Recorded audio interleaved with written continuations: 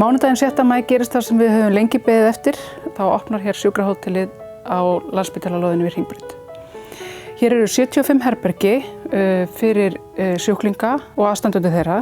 Þannig að sjúklingar geta líka legið á spítalanum og aðstandendur dvalið hér á sjúkrahótelinu. Til þess að geta dvalið hér á sjúkrahótelinu þarf beiðni og til þess að geta fengið þá beiðni þá þarf aðstandandi eða sjúklingur sem ekki dvelur hér á spítalanum eða á heilbrigðisstofnun að hafa samband við heilbrigðisstarfsmann, til dæmis heilsugæsluna, og þá getur hjúkrunarfræðingur, ljósmóðir, hugsanlega félagsráðgjafi eða læknir fyllt út þá beiðni og hún sendist hingað til okkar. Eins og að þá er það gert í gegnum heilsugátt og þeir sem hafa aðgang að henni geta gert það þar. Ef að fólk hefur ekki aðgang að heilsugátt þá er hægt að hringja í okkur og við myndum útbúa beiðnina hér. Gjaldskráin er ákveðin af heilbrigðisráðuneytinu og það stendur fyrir dyrum að endurskoða þá gjaldskrá og vonandi greiðust og því bara á næstu dögum.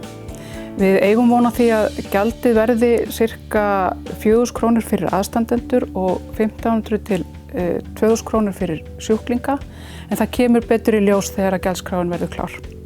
Hér á sjúkrahótelinu eru 75 herbergi og þau eru aðeins mismunandi, tegundirnar eru mismunandi.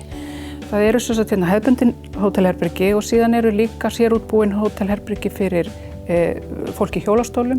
Það er eitt herbergi sem er fyrir mikið fatlaða með lyftarabraut í loftinu og það er allt gert svona upp á það að fólki líði hérna vel.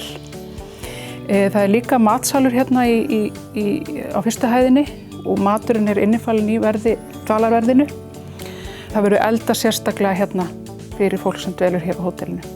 Með opnun sjúkrahótelsins þá munum við bæta þjónustu mjög við fólk sem býr á landsbyggðinni, en ekki síður við þá sem að búa hér á höfuðborgarsvæðinu, til dæmis ef að fólk hefur ekki tækifæri til þess að fara heim til sín vegna til dæmis stiga eða það er einhver annmarkar á húsnæði, og þá getur það komið og dvalið hér.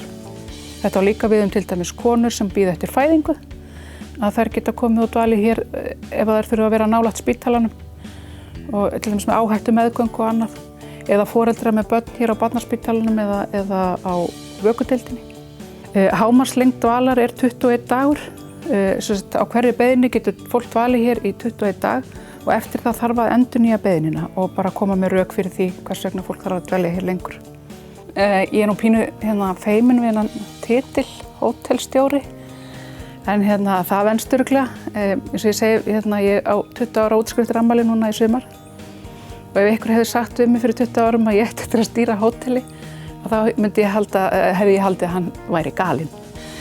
En hingað er ég komin og það er bara, ég er mjög spennt fyrir áframhaldinu. Ég held að þetta sé, eins og ég segi, þetta verður mjög mikil þjónustubót fyrir sjúklinga og aðstandendur og vonandi getur hjálpað bæði Landspítalanum og heilbrigðiskerfinu okkar í heild.